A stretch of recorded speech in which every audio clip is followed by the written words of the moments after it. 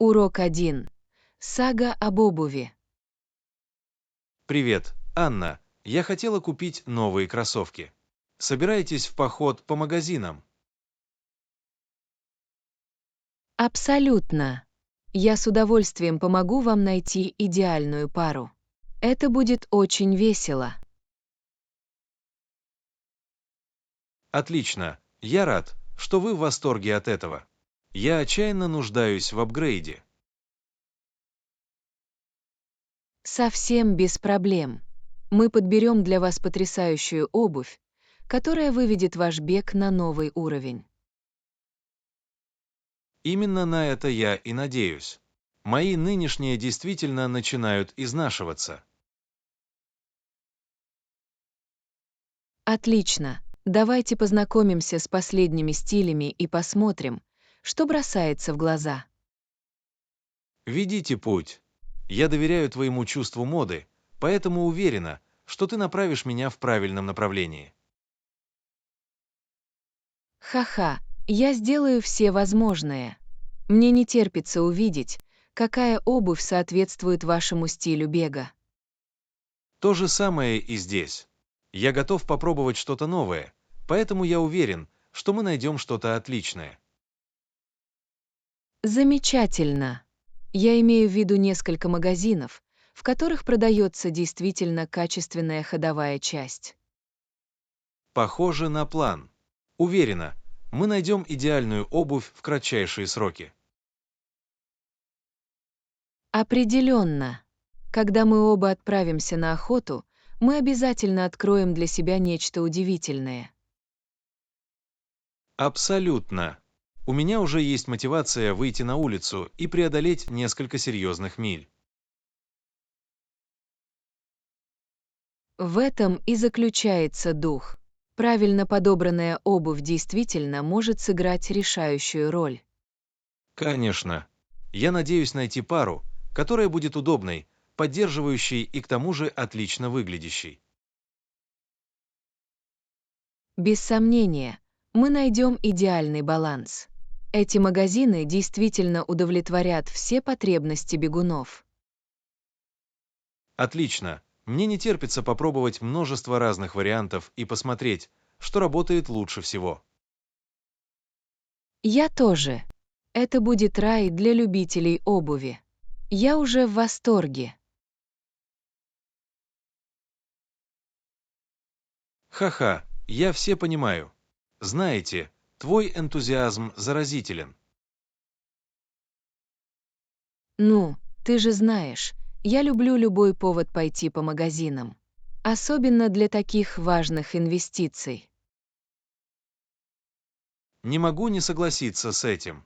Хорошая пара кроссовок очень важна для поддержания здоровья и отсутствия травм. Именно так. А благодаря вашей преданности фитнесу вы заслуживаете только самого лучшего. Вы слишком добры. Но я уверена, что с вашей помощью мы найдем идеальный вариант. Я в этом не сомневаюсь. Давайте пойдем и посмотрим, что приготовили для нас эти магазины. Похоже на план. Я буду готов, когда вы будете готовы. Ведите путь, мой модный друг.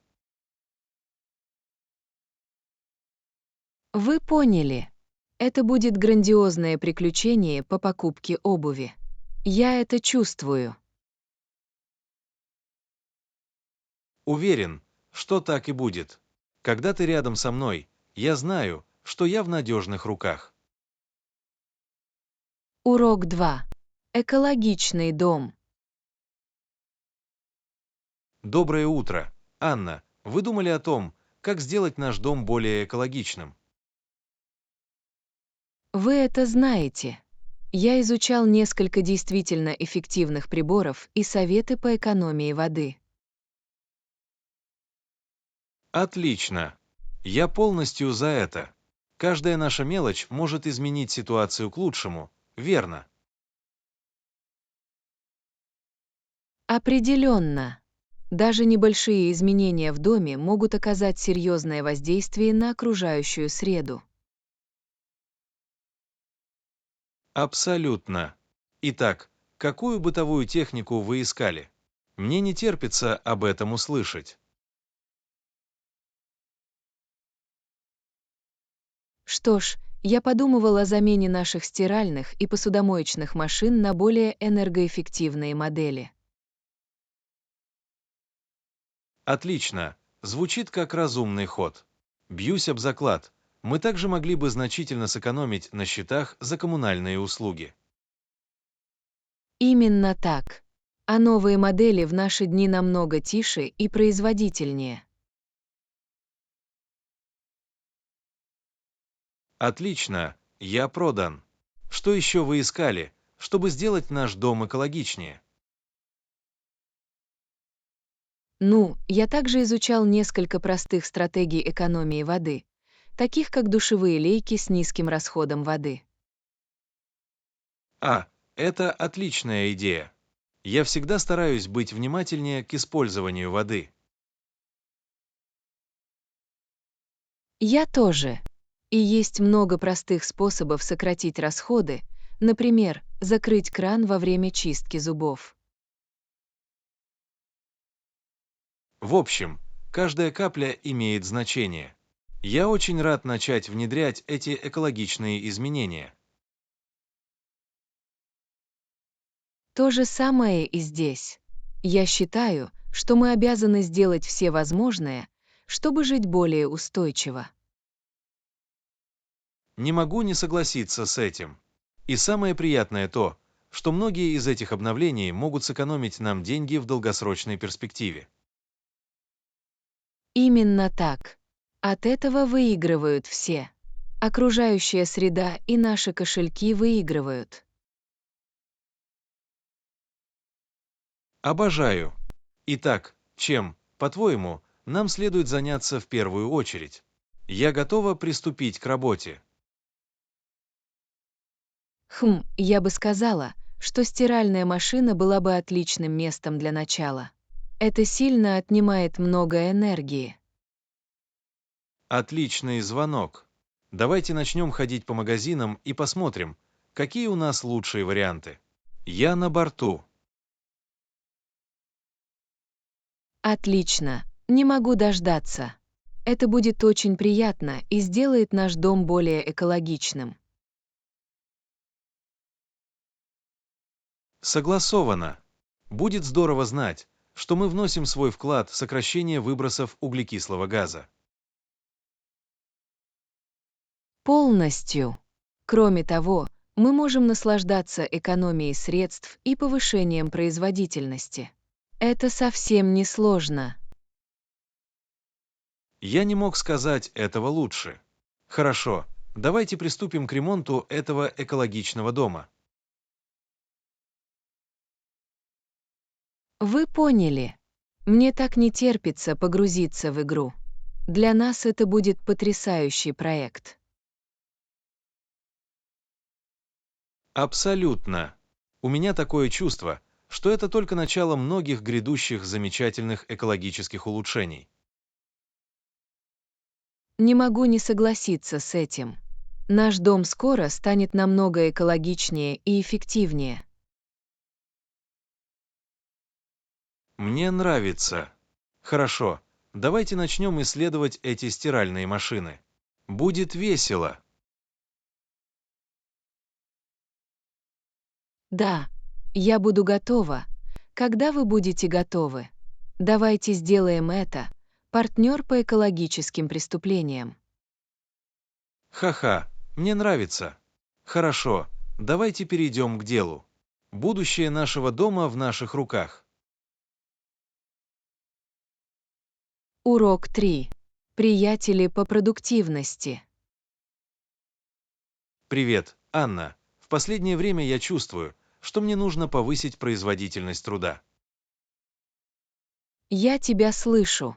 Рассматривали ли вы какие-либо стратегии, которые помогут вам добиться большего?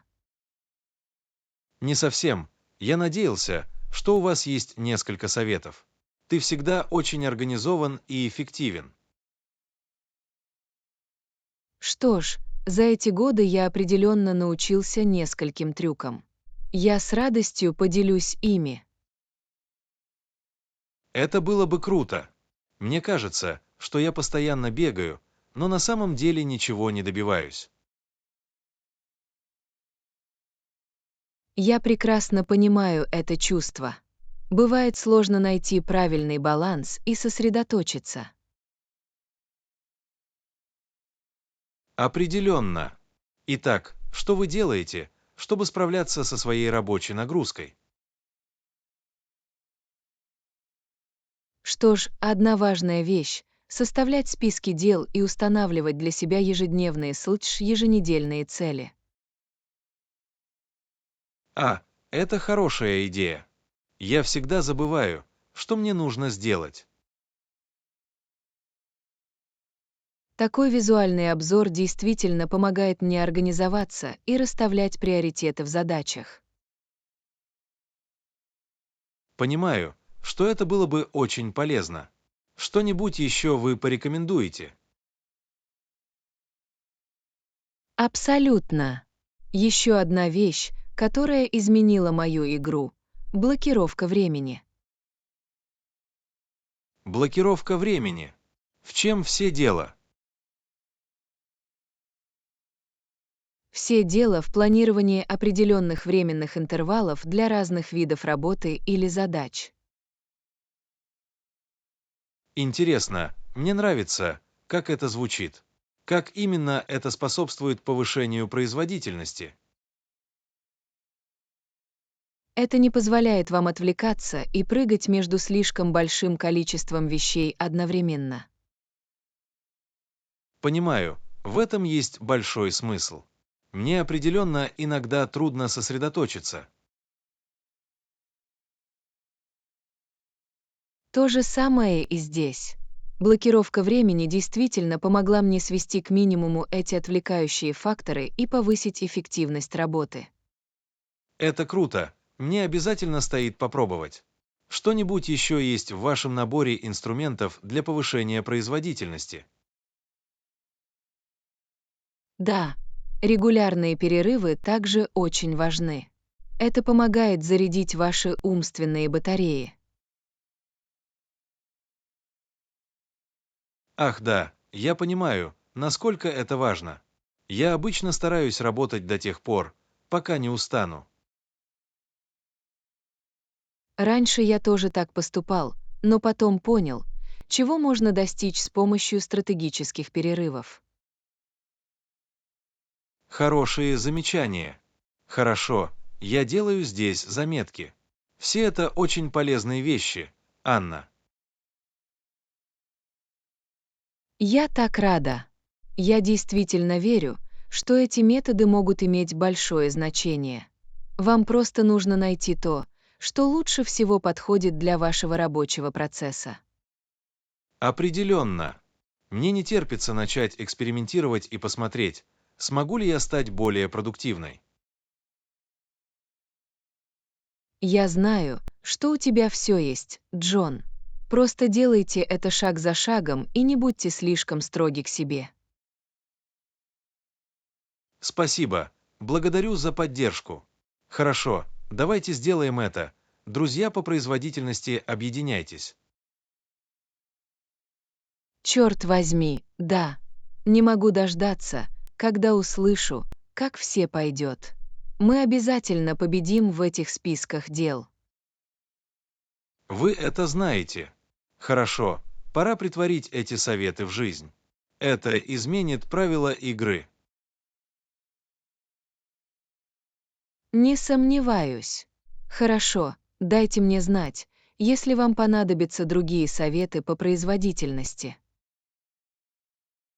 Сделаю. Еще раз спасибо Анне. Это именно то, что мне было нужно, чтобы сосредоточиться. Урок 4. Политический поворот. Привет, Анна. Вы слышали об этом безумном политическом потрясении в 1994 году? Вы имеете в виду, когда Джордж Буш победил Энн Ричардс на выборах губернатора Техаса. Это было настоящим шоком. Абсолютно. Помню, все были так удивлены, когда относительно неизвестному Бушу удалось свергнуть действующего губернатора. Да, это действительно был поворотный момент в его политической карьере. Интересно, почему он тогда был таким сильным соперником? Насколько я помню, Буш провел продуманную предвыборную кампанию, которая действительно нашла отклик у избирателей Техаса. Он позиционировал себя как консерватора, склонного к состраданию, и это, казалось, нашло отклик. Это интересно. Думаю, его прошлое как сына бывшего президента тоже не помешало. Хотя я уверен, что он хотел создать свою политическую идентичность. Конечно, он определенно не хотел просто ездить на своих семейных товарищах.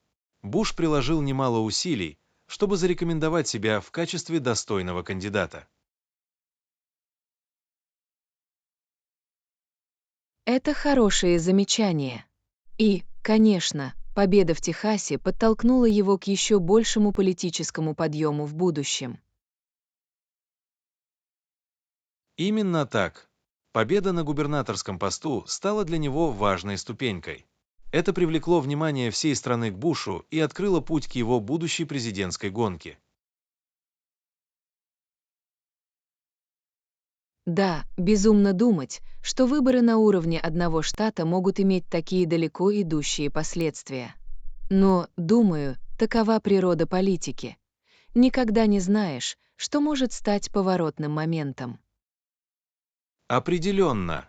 Победа Буша в 1994 году действительно потрясла политический ландшафт как в Техасе, так и за его пределами. Это стало настоящим поворотным моментом в его карьере. Согласовано. Это говорит о том, насколько важно, чтобы кандидаты проводили продуманные стратегические кампании даже на государственном уровне. Никогда не знаешь, к чему это может привести. Абсолютно. И тогда у Буша явно была правильная формула. Он смог наладить связи с избирателями так, как опытный Ричардс не мог сравниться с ним. Да, это свидетельство его политической смекалки и умения читать электорат. Неплохо для новичка на сцене.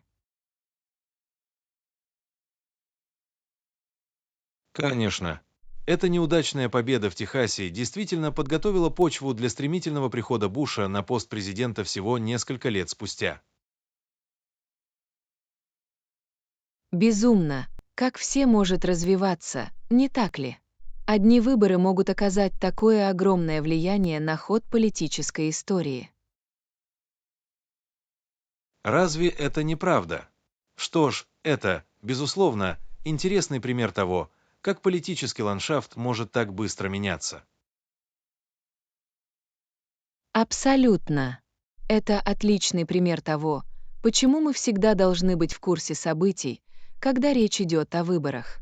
Никогда не знаешь, что может произойти. Конечно.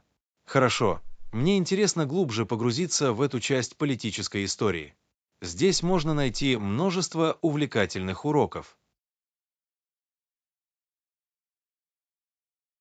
Определенно. Когда речь заходит о тонкостях избирательной кампании и управления, всегда есть чему поучиться. Не могли бы мы провести еще несколько исследований? Давайте сделаем это. Я готов взять на себя роль своего политического фаната. Это будет хорошо. Урок 5. Подшучивание на автобусной остановке. Хорошо, Анна, давайте поговорим о том, что нам всем знакомо, об общественном транспорте. Автобусная остановка. Да. Я игра. О чем ты думаешь? Ну, я как раз подумала о том, как полезно, когда на автобусных остановках вывешивают удобное расписание. Абсолютно. Такое расписание просто спасает вас. особенно если вы пытаетесь вовремя приехать. Серьезно, больше не нужно гадать, когда приедет следующий автобус. Вы можете просто посмотреть расписание и точно знать, чего ожидать.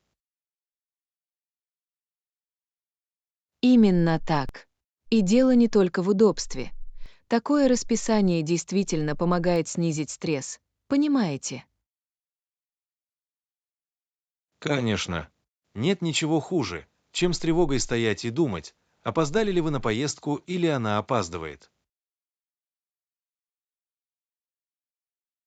Определенно.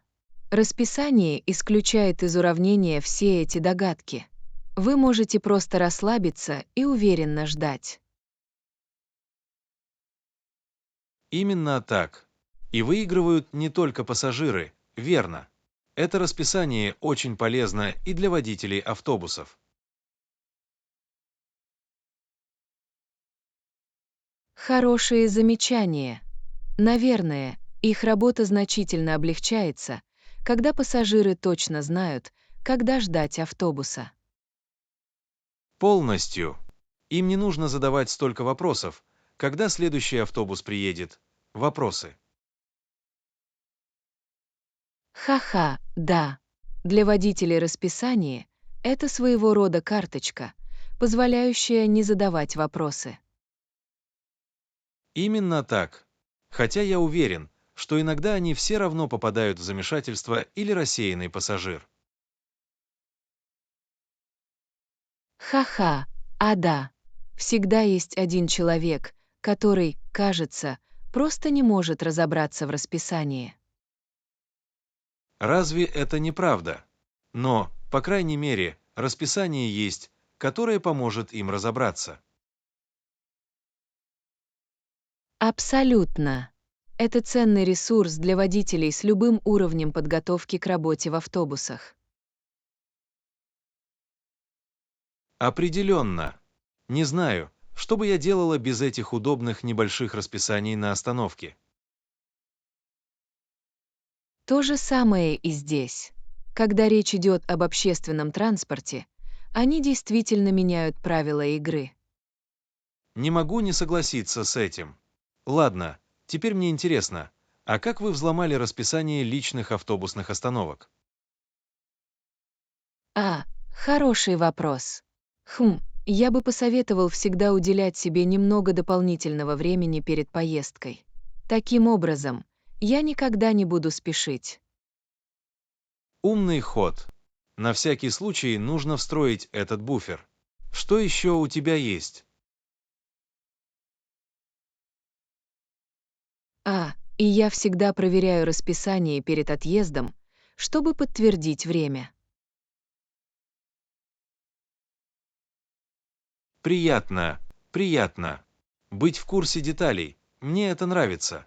Какие-нибудь другие советы, которыми вы клянетесь? Хм, дай мне подумать.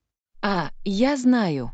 На всякий случай держу скриншот расписания на телефоне. АОА. Это неплохая песня. Таким образом, он будет у вас под рукой, несмотря ни на что.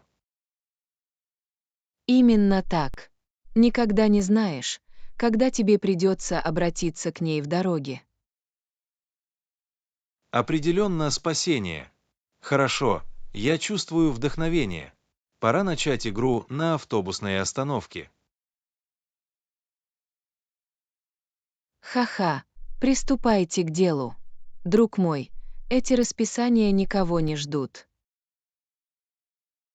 Вы все правильно поняли. Хорошо, я готов стать профессионалом общественного транспорта. Автобусная остановка, вот и я. Урок 6. Серьезный брат. Привет, Анна. Могу я спросить тебя о твоей семье? Конечно. О чем ты думаешь? Мне просто интересно, какой была твоя старшая сестра в детстве? Я слышала, что она совсем не такая, как ты. Ах да, моя старшая сестра. Она определенно была полной противоположностью мне. В самом деле, как так? Ну, во-первых, она всегда была спокойной и серьезной в семье. Ух ты, значит, это полная противоположность твоему игривому «я», да. Именно так. Пока я бегал и причинял вред, она была идеальным ангелом. Ха-ха, я могу себе это представить. Вы двое, должно быть, свели родителей с ума. А, вы понятия не имеете. Они постоянно требовали, чтобы я стала больше похожей на сестру. Бьюсь об заклад, оно очень быстро устарело, не так ли? Вы все правильно поняли. Мне казалось, что я никогда не смогу быть собой. Чувак, это сложно. Вы когда-нибудь ссорились из-за разногласий? А, все время. Ее бы так расстроили мои проделки. Могу себе представить. Виновного всегда раздражает дикий ребенок. Полностью. И она читала мне эти долгие и разочарованные лекции. Это было самое худшее. Ура! Похоже на реальное соперничество между братьями и сестрами. Да, в детстве у нас определенно было немало ссор. Но я думаю, вы сейчас довольно близки, верно? Удивительно. Но да, прошло некоторое время, но в конце концов мы научились принимать наши разногласия. Это круто. Здорово, когда братья и сестры могут преодолеть детское соперничество. Определенно. Теперь мы действительно ценим, насколько наши личности дополняют друг друга. Бьюсь об заклад. Это создает действительно интересную семейную атмосферу. А, конечно. Мы обеспечиваем хороший баланс во всем клане. Теперь я вижу в этом. Ты– основа вечеринки, а твоя сестра не дает всем покоя. Именно так. Она– инь для моего янь, понимаете? Мне нравится. Похоже, вы отличная команда. У нас действительно есть. В конце концов, все эти ссоры между братьями и сестрами того стоили. А, это так мило. Рад, что вы оба смогли с этим разобраться. Я тоже. Честно говоря, я бы ни на что не променял свою серьезную сестру. Ой, посмотри, как ты все сентиментален. Мне это нравится. Ха-ха, никому не говорите. Знаете, у меня есть своя репутация, которую нужно отстаивать. Со мной твой секрет в безопасности. Но должен сказать, приятно видеть в тебе такую мягкую сторону. Ах, что я могу сказать? Семья умеет раскрывать в людях все самые лучшие. Разве это не правда? Ладно, меня официально вдохновило пойти обнять своих братьев и сестер. Ха-ха, дерзай. Поделись любовью братьев и сестер. Сгодится. Спасибо за содержательный разговор, Анна. Урок 7. Преимущества общественного транспорта. Привет, Анна. Я слышала, что ты недавно бросила машину. Как дела? А, конечно, это была корректировка. Но я должна сказать, что мне очень нравится эта перемена. В самом деле, я подумала, что отказаться от свободы вождения будет обидно. Казалось бы, да, но на самом деле все было просто замечательно. В общественном транспорте есть много преимуществ. Например, что? Мне интересно узнать ваше мнение по этому поводу.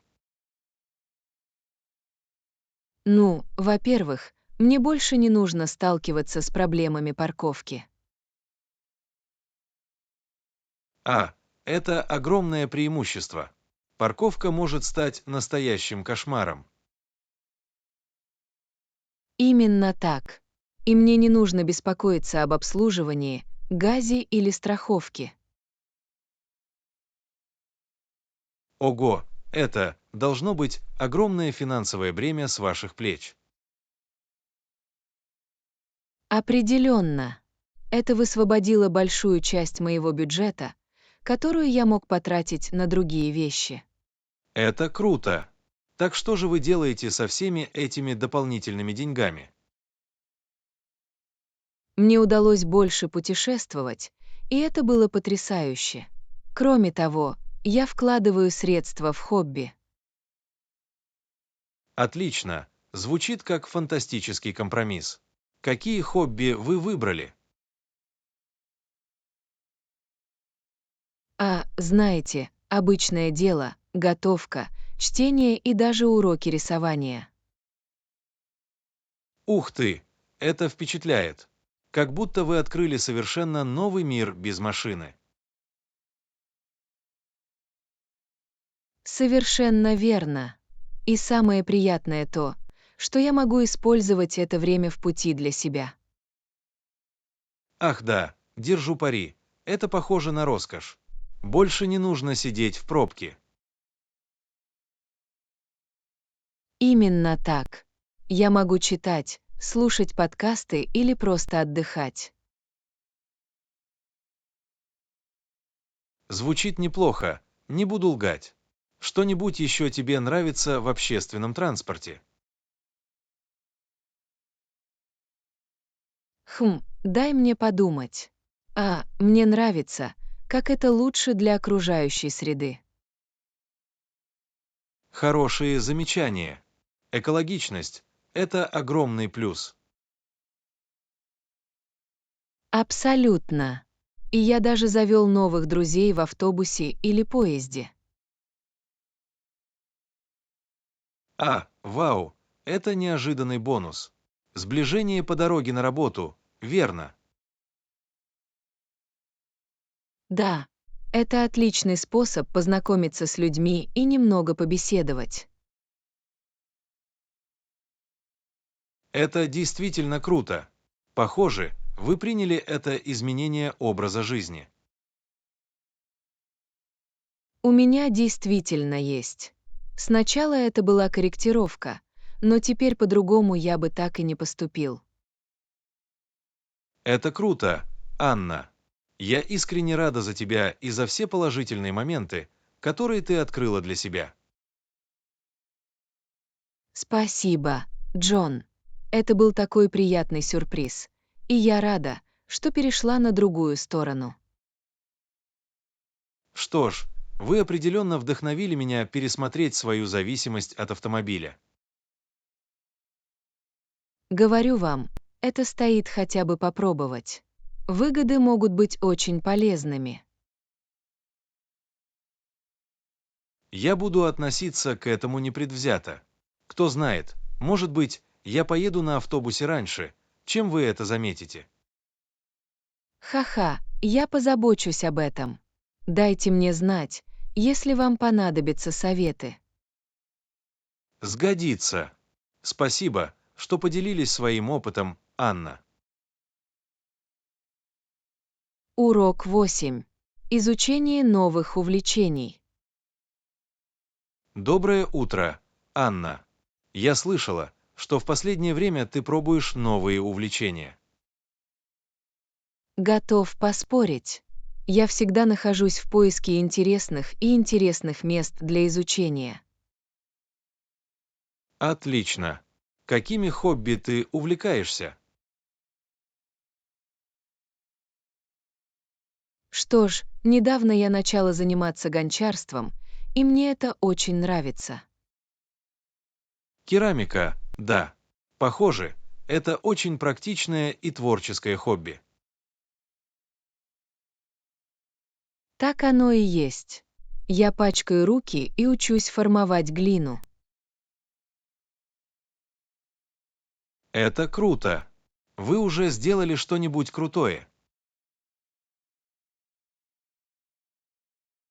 Я сделала самые разные вещи: кружки, миски и даже маленькие скульптуры.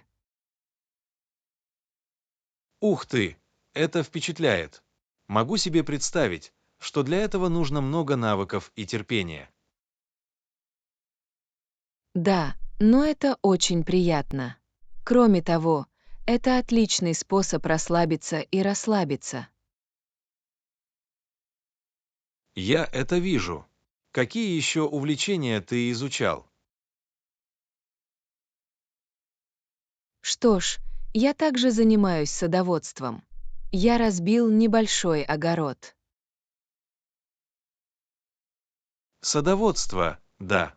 Это отличное хобби, особенно если учесть преимущества свежих продуктов.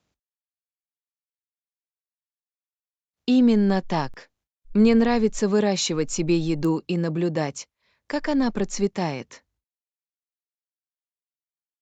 Наверное, это очень приятно. В твоем списке есть еще хобби. Дай мне подумать. Я тоже пробовала свои силы в шитье.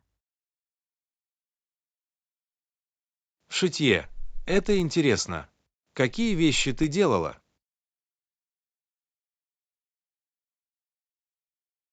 Знаете, просто небольшие проекты, такие как подушки, сумки и тому подобное. Это действительно круто. Удивительно, сколько креативных магазинов существует. Полностью. Мне очень понравился процесс освоения новых навыков. Отлично. Я всегда в восторге от людей, которые умеют делать вещи своими руками. Это так приятно. И это прекрасный отдых от цифрового мира, понимаете? Абсолютно. Иногда полезно отойти от экранов и технологий. Именно так. Это похоже на ментальную перезагрузку. В последнее время вы осваиваете новые увлечения. Честно говоря, не совсем. Я так занят работой, что у меня было мало времени. А, Очень жаль. Возможно, мы сможем обдумать несколько идей вместе. Знаете, это неплохая идея. Думаю, мне не помешало бы немного больше баланса в своей жизни. Определенно. Я рада поделиться с вами своими увлечениями. Это было бы здорово, Анна. Я открыта для предложений. Что вы имеете в виду? Что ж, мы могли бы заняться такими вещами, как деревообработка, фотография или даже кулинарные мастер-классы. Все это звучит очень интересно. Мне придется об этом немного подумать. Абсолютно. Не торопитесь, но не бойтесь выходить из зоны комфорта. Да, вы правы. В свободное время мне следует постараться быть более предприимчивым. Урок 9. Прогулка по парку. Привет, Анна. Я должна рассказать тебе о своем дне.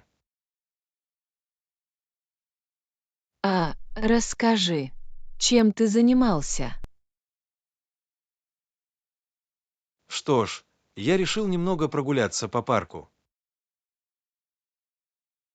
Парк, да. Похоже, это прекрасный способ провести день.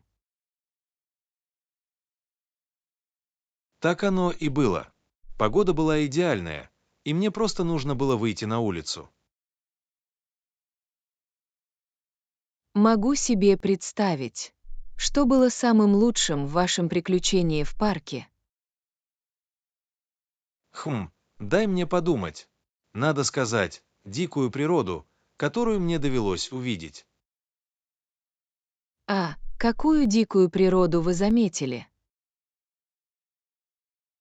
Что ж, я видела несколько белок, снующих вокруг и собирающих орехи. А, белки такие милые. Ты еще что-нибудь видел? Да, на самом деле, я видела кучу уток в пруду. Утки в парковом пруду, должно быть, было так спокойно. Так оно и было. Они просто плыли по ним, так безмятежно. Мне нравится смотреть на уток в воде. У тебя была возможность их покормить. Знаете, я этого не сделала, но это отличная идея для следующего раза. Определенно. Должно быть, утки крякали от восторга. Ха-ха, могу себе представить. В следующий раз я не забуду взять с собой немного хлеба. А, и, может быть, немного кукурузы или гороха. Уткам это понравится. Отличный звонок. Мне нужно будет запастись перед следующей прогулкой по парку. Именно такие мелочи могут сделать прогулку по парку особенной. Абсолютно. После прогулки на природе я чувствую себя намного спокойнее. Держу пари. В окружении зелени и свежего воздуха есть что-то особенное. Полностью. Это идеальное противоядие от напряженного рабочего дня. Согласовано. Вам довелось увидеть еще какую-нибудь интересную дикую природу?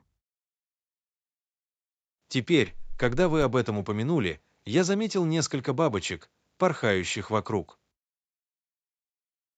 А, как красиво! Обожаю наблюдать за бабочками в парке.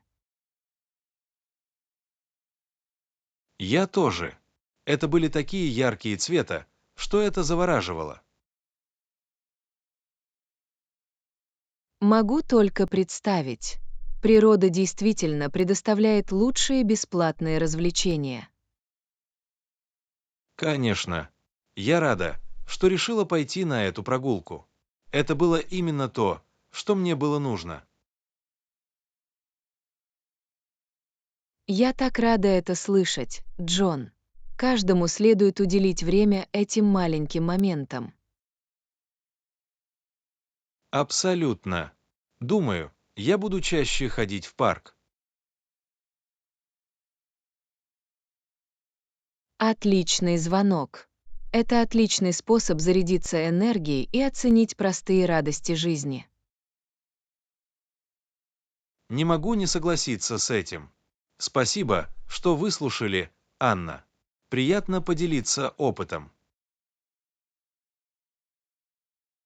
Урок 10. Восхитительное открытие.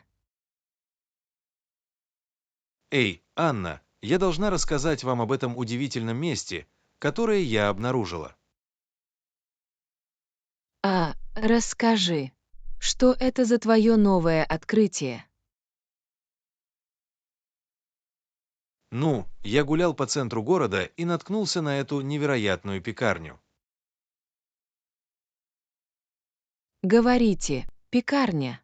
Звучит просто восхитительно. Это действительно так. Запахи, исходящие из этого места, были необычными. Могу только представить, какие вкусности они предлагали. Чувак, все. От свежеиспеченных тортов до аппетитных пирогов. Торты и пироги, да. Этого достаточно, чтобы у меня начала болеть сладкоежка. Знаю, верно. Мне было трудно решить, что я хочу попробовать в первую очередь. Я тебя не виню. Наверное, это была сенсорная перегрузка в лучшую сторону. Полностью. Было так много заманчивых вариантов, что их было почти ошеломляюще. Итак, что вы в итоге получили? Не оставляйте меня в подвешенном состоянии. Ну что ж, я решила выбрать классику. Хороший большой кусок яблочного пирога. А, яблочный пирог. Мой любимый. Как все прошло. Не сдерживайся. Это было просто невероятно, Анна. Наверное, лучший яблочный пирог, который я когда-либо ел. Вау, действительно, высокая оценка. Что сделало его таким потрясающим? Ну, во-первых, корочка была идеально слоеной и маслянистой. МММ. Это основа действительно отличного пирога. Именно так. А в начинке было как раз правильное сочетание сладкого и терпкого. Ух, здесь я практически могу попробовать его на вкус. Теперь я жажду кусочка. Жаль, что я не могла принести вам кусочек. Честно говоря, все было очень хорошо. Не волнуйтесь, мне скоро придется поехать туда самому. Обязательно сделайте это. Я гарантирую, что вы не будете разочарованы. Уверена, что не буду. Что-нибудь еще бросилось вам в глаза, пока вы там были. Ах да, торты тоже выглядели совершенно изысканно. А, типа чего? Мне нужны все аппетитные подробности. Что ж, это был шоколадный торт, который выглядел совершенно грешно. Вы говорите, что это грех. Теперь вы действительно заинтересовали меня. Это был сытный пушистый торт со слоями сливочно-шоколадной глазури. А, я чувствую покалывание в моих вкусовых рецепторах при одной мысли об этом. Поверьте, именно от такого торта хочется вылизать тарелку. Ха-ха, я не сомневаюсь. Мне обязательно нужно будет посетить это место. Ты не пожалеешь об этом, Анна. Это настоящая скрытая жемчужина пекарни. Что ж, считайте, что мои сладкоежки достаточно заинтригованы. Ха-ха, миссия выполнена. Я рада, что смогла поделиться этим восхитительным открытием. Урок 11. Мрачное размышление. Привет, Анна. Могу я поговорить с тобой о чем-то, что меня мучает? Конечно, Джон. Я всегда здесь, чтобы послушать. Что у тебя на сердце? Просто. Это насилие и кровопролитие просто душераздирают. Знаю. Джон. В последнее время новости такие тревожные. Во всем этом трудно разобраться. Абсолютно. Иногда мне кажется, что мир просто выходит из-под контроля. Я прекрасно понимаю это чувство. Это может быть ошеломляющим и обескураживающим. Да, и хуже всего то, что, похоже, нет простого решения. Вы правы, простого решения нет. Но я верю, что нужно найти лучший путь вперед. Что ты имеешь в виду? Как мы можем разобраться в таком бессмысленном насилии? Думаю, нужно начать с того, чтобы подойти ко всему с большим состраданием и пониманием. Сострадание и понимание. После всех потерянных жизней. Я знаю, что это сложно, Джон. Но ненависть и гнев не залечат раны. Так что же вы предлагаете нам сделать? Просто закрываете на все это глаза. Совсем нет. Мы не должны игнорировать реальность происходящего. Но мы должны попытаться взглянуть на это с другой точки зрения. С другой точки зрения. Не уверен, что понимаю. Разве факты не являются просто фактами? Что ж, да, факты остаются фактами. Но зачастую в основе этого лежат сложные проблемы. Например, что? Чем можно оправдать такое кровопролитие? Я не говорю, что это оправдывает это, Джон. Но мы должны попытаться понять коренные причины. В чем коренные причины? Мне кажется, вы оправдываете эти зверства.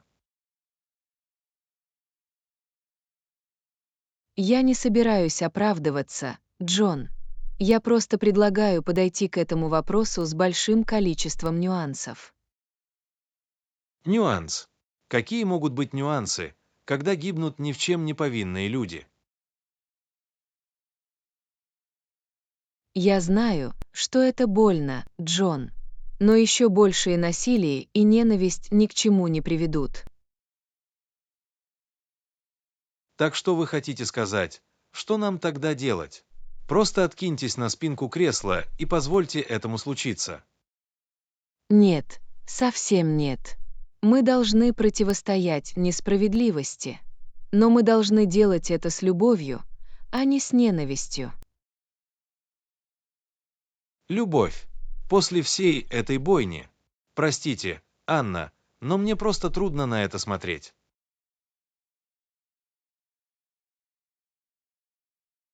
Понимаю, Джон.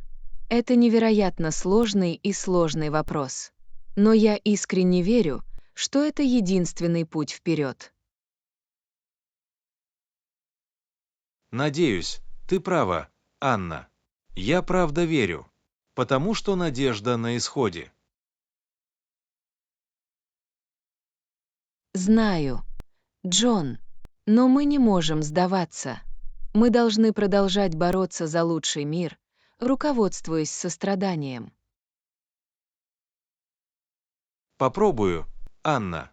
Ради тебя, по крайней мере, ради тебя. Я просто надеюсь, что все не напрасно. Верь, Джон. Я верю, что если мы все объединимся с открытыми сердцами, мы сможем изменить мир к лучшему. Надеюсь, вы правы. Потому что сейчас все кажется безнадежным.